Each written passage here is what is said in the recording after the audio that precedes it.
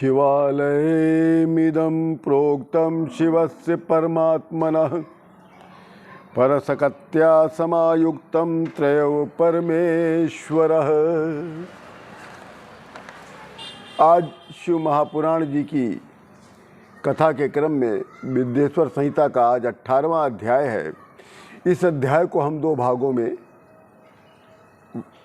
वर्णित करेंगे। आज जो मैं पहला भाग बताऊंगा वो बंध मोक्ष के विषय में बताऊंगा। 18वें अध्याय में 162 श्लोक है और इसमें बंध मोक्ष और शिवलिंग के महात्म्य का वर्णन बताया गया है। तो आज हम पहले भाग में आपको बंध मोक्ष के रूप में वर्णित करेंगे। इसमें ऋषि लोग सूत जी से कहते हैं कि हे संपूर्ण अर्थों को जानने वाले सूत जी, आप हमसे बंध और मोक्ष का स्वरूप कैसा है इसका वर्णन हम जानना चाहते हैं, इसके विषय में हम समझना चाहते हैं। कृपया इसको स्पष्ट रूप से बताने की कृपा करें।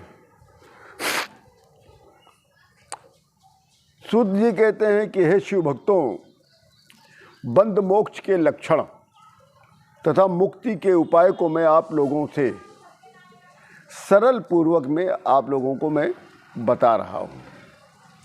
कृपया आदर पूर्वक इसका श्रवण करना चाहें। ये विषय समझने युक्त है। जब तक आप ठीक से सुनेंगे नहीं तब तक आप समझ नहीं पाएंगे। आत्मा को जब तक प्रकृति, अहंकार, महतत्व, पंच मात्राएं कौन सी होती हैं? रूप, रस, गंध, स्पर्श और शब्द, ये पंच मात्राएं कहलाती हैं। अर्थात प्रकृति, अहंकार, महतत्व और पंच मात्राएं, यही कुल 8 बंध हैं। यही 8 बंधन हैं जो आत्मा को बांधे रहती है जब तक आत्मा प्राणी को जीवित होने की संज्ञा प्रदान करती है। अर्थात जब तक प्रकृति, अहंकार, महतत्व और पंच मात्राएं, ये 8 बंधन आत्मा को बांधे रहती है तब तक शरीर में प्राण रहता है। इसी को बंध कहते हैं। जब आत्मा इन 8 बंधों से मुक्त हो जाता है उसी को मोक्ष कहते हैं। अब आपको हम दूसरे शब्दों में, सरल शब्दों में समझा रहे हैं, जिसको सूत जी ने स्वयं व्याख्या किया है सरल शब्दों में। इन 8 तत्वों को बस में कर लिया जाता है तो उस बस में करने की क्रिया को हम लोग मोक्ष कहते हैं। जब मनुष्य प्रकृति, अहंकार, महतत्व और पंच मात्राओं को बस में कर लेता है, इसी बस में करने वाली क्रिया को ही मोक्ष कहा गया है। प्रकृति, बुद्धि, गुण युक्त अहंकार और पंच मात्राएं को प्रकृत्यादि अष्टक भी कहते हैं। इन्हीं से शरीर की उत्पत्ति होती है। प्रकृति, बुद्धि, गुणयुक्त अहंकार और पंच मात्राएं, जिसको प्रकृत्यादि अष्टक कहते हैं, इन्हीं से शरीर की उत्पत्ति होती है। अर्थात जीव का उत्पन्न होना।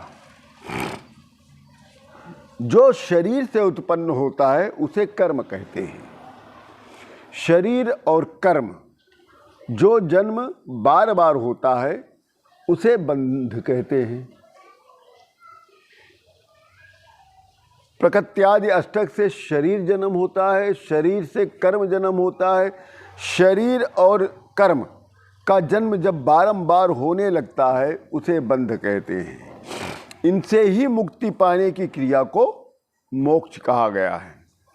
मोक्ष पाने के लिए शिव जी की पूजन, स्तुति इत्यादि करनी चाहिए। परमात्मा को प्रसन्न करने के लिए लिंगे बेरे भक्त जने लिंगे बेरे भक्त जने शिव मुद्दि दत्ते पूजिएत। कायेन मनसा वाचा धने नापी प्रपूजिएत। शिवलिंग, शिव प्रतिमा और शिव भक्त शिव को प्रसन्न करने के उद्देश्य से शरीर, मन, वाणी तथा अन्न, धन आदि द्वारा परमात्मा शिव जी की पूजा करनी चाहिए। इस प्रकार शिव जी के महाप्रसाद प्राप्त कर लेने पर बुद्धि भी अपने वश में हो जाती है। सूत जी कहते हैं जो व्यक्ति शिव जी को प्रसन्न कर ले तो वो अपनी बुद्धि पर नियंत्रण पा जाता है, उसकी बुद्धि उसके बस में हो जाती है। प्रकृति का कार्य बुद्धि है, इसको सृष्टि भी कहा जाता है। पुनः शिव प्रसाद के प्राप्त हो जाने पर प्रकृति अपने आप बस में हो जाती है। शिव का मानस ऐश्वर्य प्राप्त हो जाता है। सर्वज्ञता, तृप्ति, अन्यादि बोध तथा शिव लक्षण के ऐश्वर्य प्राप्त हो जाने पर पुरुष स्वरात्मा होकर शोभित होने लगता है। वेद तथा शास्त्रों के ज्ञाता इसी को सायुज्य मुक्ति कहते हैं। इसी प्रकार शिवलिंग की पूजा करने वालों की स्वयं मुक्ति हो जाती है। परमात्मा शिव जी को प्रसन्न करने के लिए शिव क्रिया, शिव मंत्र जप तथा शिव तप आदि करना चाहिए। शिव की भक्ति पाने के लिए शिव महापुराण का अध्ययन करना चाहिए अथवा नित्य इसका श्रवण करना चाहिए।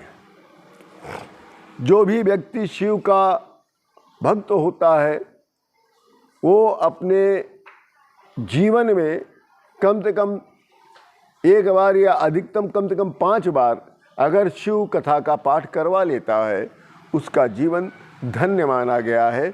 ऐसा सूत जी ने इस अध्याय में वर्णित किया गया है। ये अध्याय का प्रथम भाग हम यहीं पर पूर्ण करते हैं और अगले भाग में हम आपको शिवलिंग के महात्मा का वर्णन बताएंगे। आप सभी लोगों को सादर प्रणाम। जय जय सिया राम।